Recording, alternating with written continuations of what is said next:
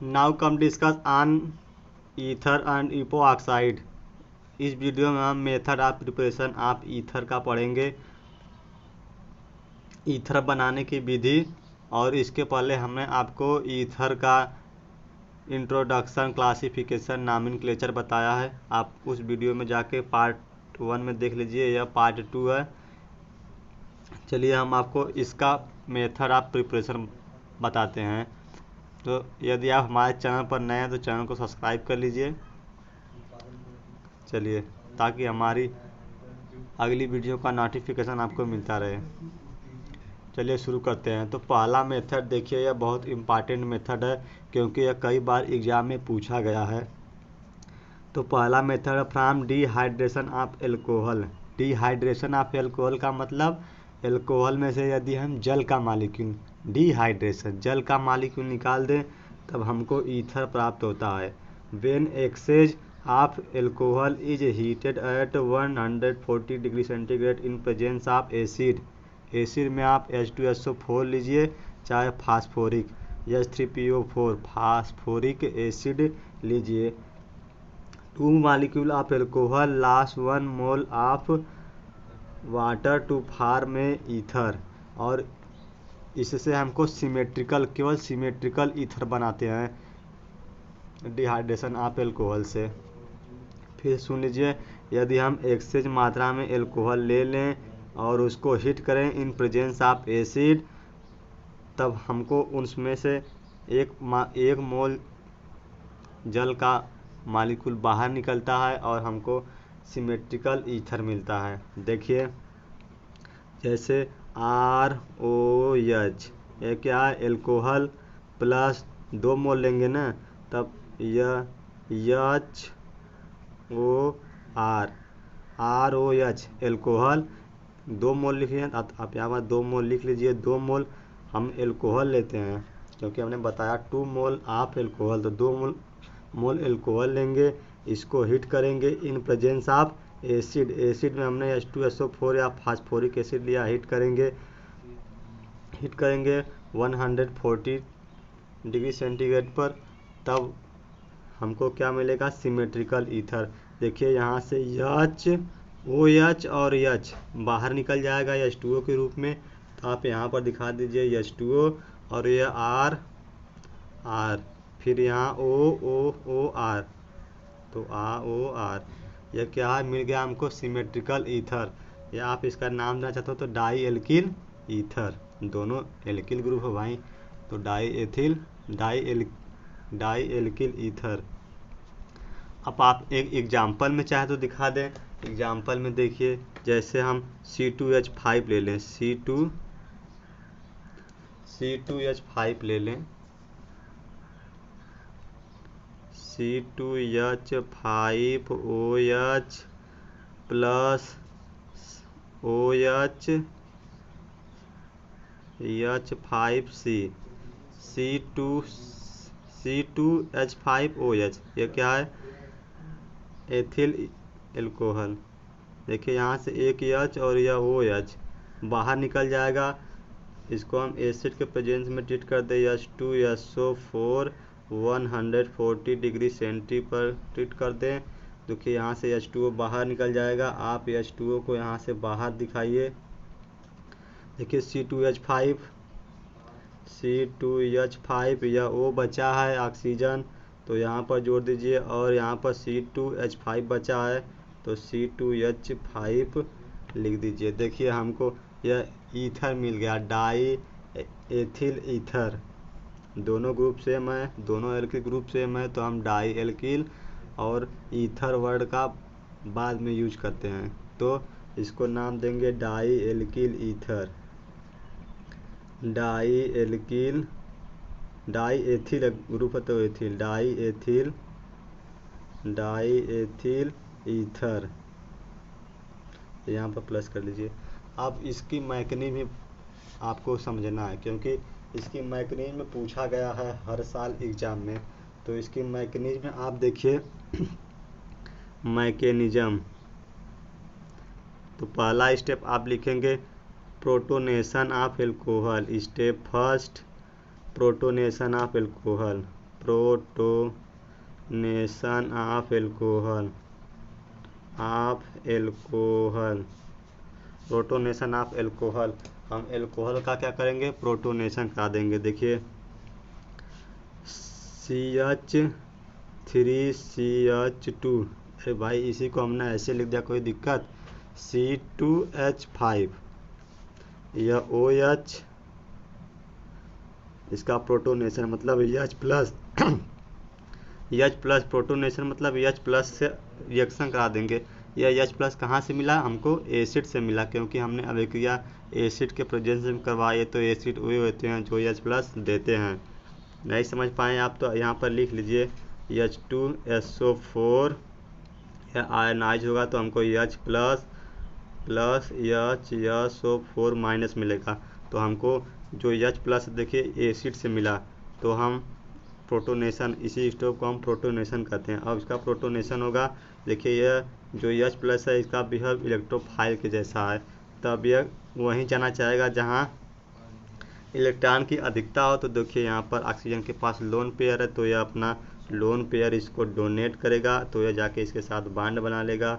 तो CH3CH2, अब यह ऑक्सीजन से जाकर यह वाला हाइड्रोजन जुड़ जाएगा, तो H2, एक और हाइड्रोजन है ना, H2 हो जाएगा, एक H, ये दूसरा का, तो 2H, और इसने अपना इलेक्ट्रॉन डोनेट किया तो ऑक्सीजन के ऊपर पॉजिटिव चार्ज, इसी को कहते हैं protonated alcohol, protonated alcohol, protonated alcohol. अब स्टेप नंबर 2 में हम क्या करेंगे, elimination of water molecule. Step 2 देखिए, यह बहुत ही महत्वपूर्ण रिएक्शन है, क्योंकि यह हर साल मैकनीज में 5 नंबर में पूछा जाता है। तो आप elimination of water molecule, elimination of water molecule माने जल का बाहर निकलना। देखिए C2 प्रोटोनेटेड एल्कोहल लेंगे हम, CH3CH2OH2, इसके ऊपर पॉजिटिव चार्ज है। देखिए अब इसका पॉजिटिव चार्ज है तो यह इलेक्ट्रॉन ले लेगा, तो इसका पॉजिटिव हट जाएगा और कार्बन के ऊपर पॉजिटिव आ जाएगा। तो देखिए CH3CH2, कार्बन के ऊपर पॉजिटिव चार्ज, क्योंकि इसके ऊपर ऑक्सीजन के पास पॉजिटिव चार्ज है, यह इलेक्ट्रॉन ले लेगा कार्बन से, तो कार्बन के ऊपर पॉजिटिव आ जाएगा, और यह इलेक्ट्रॉन ले लेगा और H2O के रूप में बाहर, H2O के रूप में बाहर। देखिए हमारा कार्बोकेटायन बन गया। आप नाम भी लिखते जाइए, नोट्स भी बनाते जाइए, कार्बोकेटायन। अब कार्बोकेटायन का बिहेव कैसा, इलेक्ट्रोफाइल के जैसा। अब यह अटैक करेगा कहाँ, एल्कोहल के दूसरे मॉलिक्यूल पर, क्योंकि हमने एल्कोहल के 2 मॉलिक्यूल लिए हैं। तो देखिए अब स्टेप नंबर 3 में attack of electrophile, attack of carbocation.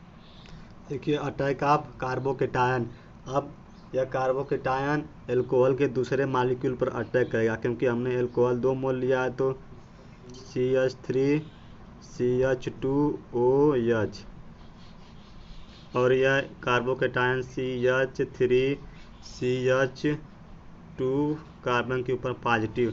देखिए कार्बोकेटायन है, कार्बोकेटायन इलेक्ट्रॉन डिफिशियंट मॉलिक्यूल होता है, वह वहीं अटैक करता है जहाँ इलेक्ट्रॉन की अधिकता होती है। तो देखिए यहाँ ऑक्सीजन के पास लोन पेयर है, यह जाकर इस पर अटैक करेगा और इसके साथ बॉन्ड बना लेगा। तो देखिए CH3CH2, हमने इसको जस का तस लिखा, और यह ऑक्सीजन है तो यहाँ ऑक्सीजन लिखिए, और इस हाइड्रोजन को आप नीचे लिखिए, और देखिए यह जाकर इससे बॉन्ड बना रहा है, तो इस कार्बन को ऑक्सीजन के साथ लिखेंगे CH2, और इसको हम यहाँ लिख देते, कोई दिक्कत नहीं। और इसने ऑक्सीजन ने अपना जो है इलेक्ट्रॉन डोनेट किया तो कार्बन के ऊपर पॉजिटिव। अब इसके बाद removal of proton, step number 3 4 यह लास्ट स्टेप है।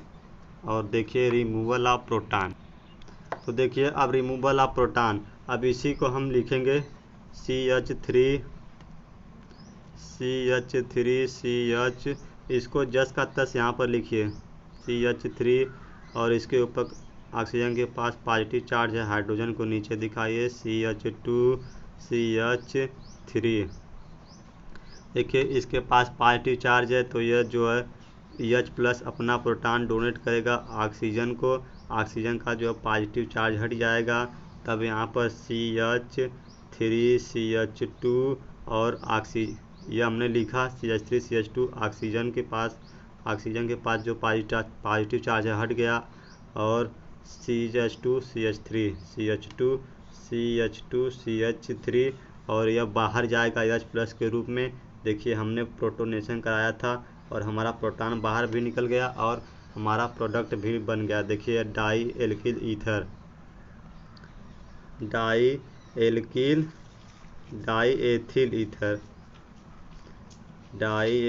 ईथर। तो फ्रेंड, यदि आपको वीडियो पसंद आई हो, मैकेनिज्म पसंद आया, तो आप चैनल को सब्सक्राइब कर लीजिए। और इसके बाद हम और भी प्रिपरेशन है ईथर के, उसके बारे में बताएंगे। और यह बहुत ही महत्वपूर्ण रिएक्शन है, यह हर साल एग्ज़ाम में पूछा गया है। यदि आपको पसंद आया हो, मैकेनिज्म समझ में आया हो, तो आप एक बार लाइक ज़रूर कीजिएगा। चलिए अगली वीडियो में मिलते हैं। कि इसके पहले हमने रिएक्शन नंबर 1 में बताया था आपको डिहाइड्रेशन आप एल्कोहल से ईथर बनाते हैं। अब रिएक्शन नंबर 2 कैटालिटिक डिहाइड्रेशन से अब हम बनाएंगे ईथर। तो कैटालिटिक डिहाइड्रेशन मतलब हम एल्कोहल में से डिहाइड्रेशन, जल का मॉलिक्यूल निकाल देंगे। देखिए dehydration of primary alcohol is also affected by passing vapour over alumina at 250 degree centigrade under pressure. हम एल्यूमिना में प्राइमरी एल्कोहल का वेपर पास करते हैं तो हमको ईथर मिलता है। फिर से सुन लीजिए, एल्यूमिना मतलब Al2O3 में हम प्राइमरी एल्कोहल का वेपर पास करते हैं, तब हमको ईथर मिलता है। देखिए प्राइमरी एल्कोहल का मतलब ROH, जिसमें ROH, यह क्या प्राइमरी एल्कोहल में एक कार्बन होता है या एक कार्बन से एक कार्बन और जुड़ा हो, उसे प्राइमरी एल्कोहल कहते हैं।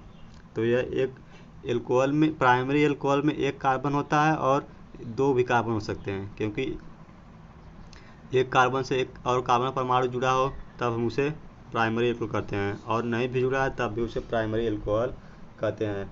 तो इसका हम यहाँ पर भी हम 2 मोल लेंगे और इसको एल्यूमिना के प्रेजेंस में पास करेंगे। सेम वही रिएक्शन है, ROH प्लस HOR, यह भी एल्कोहल ROH, इसमें से जो है H2O का मॉलिक्यूल निकल जाएगा। हम इसको 200 डिग्री सेंटीग्रेड पर हीट करते हैं इन प्रेजेंस ऑफ एल्यूमिना Al2O3, तब हमको ईथर मिलता है ROR, और जो है H2O का मॉलिक्यूल बाहर। देखिए RR और H2O बाहर, या हमको क्या मिल गया, ईथर। यदि आप एग्जाम्पल देना चाहते हैं तो वही एग्जाम्पल आप एथिल एल्कोहल का दिखा दीजिए या मेथिल एल्कोहल का दिखा दीजिए। हम मेथिल का दिखा रहे हैं CH3OH, अरे भाई R की जगह CH3, एल्किन माने CH3 ग्रुप, और फिर दूसरा ग्रुप दिखा दीजिए, यह HOCH3, यहाँ से H2O बाहर चला जाएगा, इसको हम एल्यूमिना में पास करेंगे, इसका वेपर पास करते हैं हम, तब हमको मिलता है ईथर। 250 डिग्री सेंटीग्रेड पर हीट करेंगे तो हमको CH CH3 और ये H2O बाहर निकल गया तो O CH3। देखिए हमको डाई मेथिल ईथर मिला और H2O को आप यहाँ पर दिखा दीजिए। चलिए अगला रिएक्शन है विलियमसन सिंथेसिस। विलियमसन सिंथेसिस यह बहुत इम्पॉर्टेंट है और यह ईथर बनाने की बहुत महत्वपूर्ण विधि है, क्योंकि हमको इससे सिमेट्रिकल और अनसिमेट्रिकल ईथर दोनों प्रकार के ईथर मिलते हैं। और हम इसमें एल्किल हैलाइड को सोडियम एथॉक्साइड के ट्रीट करते हैं तब हमको मिलता है ईथर। यह देखिए ये एल्किल हैलाइड को सोडियम एथॉक्साइड के साथ ट्रीट करते हैं RONA। यह सोडियम एथॉक्साइड के साथ ट्रीट करते हैं तो यह यक्स और Na बाहर निकल जाता है सोडियम हैलाइड और ROR देखिए हमको ईथर मिल गया। यह यदि हम यहाँ यह डिफरेंट ले लें R' ले लेंगे तो हम यहाँ R' मिल जाएगा। यह इससे हम सिमेट्रिकल और अनसिमेट्रिकल दोनों प्रकार के ईथर बनाते हैं, इसलिए यह बहुत विलियमसन सिंथेसिस बहुत महत्वपूर्ण रिएक्शन है। जैसे हम आपको एक एग्जांपल में दिखा दें, R की जगह CH3 एल्किल ग्रुप और X की जगह हैलाइड हो, चाहे यहाँ क्लोरीन, ब्रोमीन, आयोडीन, फ्लोरीन कुछ भी ले लीजिए। हम यहाँ पर ब्रोमीन ले रहे हैं। फिर आप इसको R' मानिए, चाहे पहले आप सिमेट्रिकल बनाइए तो आप पहले इसको भी CH3 ले लीजिए। यदि हमको अनसिमेट्रिकल ईथर बनाना रहेगा तो हम यहाँ पर डिफरेंट लेंगे, एथिल ले लेंगे। तो देखिए यह मेथिल Na यह Br और Na सोडियम ब्रोमाइड बाहर निकल जाएगा NaBr और देखिए CH3O CH3 हमको डाई मेथिल ईथर मिल जाता है। यदि आप अनसिमेट्रिकल ईथर बनाना चाहते हैं, देखिए दोनों ग्रुप सेम है, यानी यह सिमेट्रिकल ईथर है, इसको आप नाम लिख लीजिए डाई मेथिल ईथर। हमको अनसिमेट्रिकल ईथर बनाना होगा तो CH2 5Br एथिल ब्रोमाइड है। फिर यहाँ पर हम CH3 ले लेंगे NaO। इसको देखिए यह जो Br है और Na, आप Br की जगह Cl भी लिख सकते हैं, तब NaBr बाहर चला जाएगा NaBr सोडियम ब्रोमाइड। यह C2H5 आप C2H5 लिखिए और यह Br बाहर चला गया तो यहाँ पर वो बचा है OCH3। देखिए यहाँ पर दोनों एल्किल ग्रुप जो हैं क्या डिफरेंट हैं माने यह अनसिमेट्रिकल ईथर है। आप यहाँ पर लिख सकते हैं अनसिमेट्रिकल ईथर और इसका नाम क्या होगा एथिल और या मेथिल। मेथिल में एथिल जो ई पहले आता है और यम बाद में, तो इसका नाम ethyl methyl ether. Ethyl methyl ether word हम एल्किल ग्रुप के बाद जोड़ते हैं, हमने आपको IPSC में बताया था। आप देखिए यह इम्पॉर्टेंट रिएक्शन है, आपने फिनाल में पढ़ा होगा तो आपको समझ में नहीं आया होगा कि यह फिनालिक ईथर होता क्या है। तब यह बहुत महत्वपूर्ण रिएक्शन है कि आप फिनालिक ईथर कैसे बनाएंगे। तो हम सोडियम फिनाक्साइड को एल्किल हैलाइड के साथ, यहाँ मेथिल क्लोराइड है इसी को एल्किल हैलाइड कहते हैं। अरे भाई RCl एल्किल हैलाइड, हमने यहाँ R की जगह मेथिल और X की जगह Cl ले लिया तो मेथिल क्लोराइड। यह क्या है सोडियम फिनाक्साइड। यह देखिए सोडियम Na- और यह जब इसका इलेक्ट्रॉन ले लेगा, क्योंकि यह इलेक्ट्रोनिगेटिव इलेक्ट्रॉन ले लेगा तो यह निगेटिव में और यह पॉजिटिव में, तो यह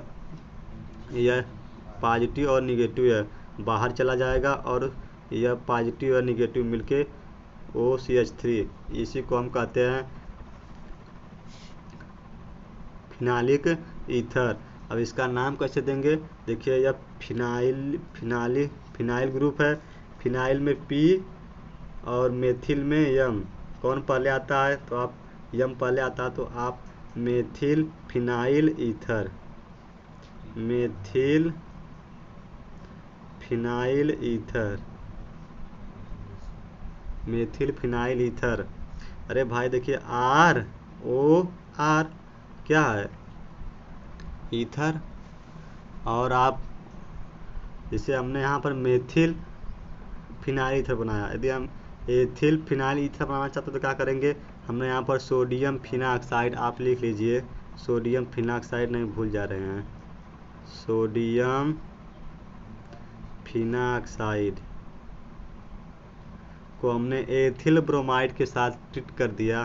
तब हमको देखिए यहाँ पर यह मोर इलेक्ट्रॉन नेगेटिव इलेक्ट्रॉन लगा, इसके ऊपर पॉजिटिव आ जाएगा, या पॉजिटिव इस ऑक्सीजन के साथ जुड़ेगा और अन्य प्लस है और Br माइनस के साथ बाहर चला जाएगा। तब देखिए यह पॉजिटिव वाला इस नेगेटिव के साथ ऑक्सीजन के साथ एथिल जुड़ जाएगा और यह Na प्लस और Br माइनस बाहर, यह हमको एथिल फिनाइल ईथर मिल गया। एथिल में ई पहले और फिनाइल में पी बाद में आता है, इसलिए हम इसको ethyl phenyl ether, ethyl phenyl ether.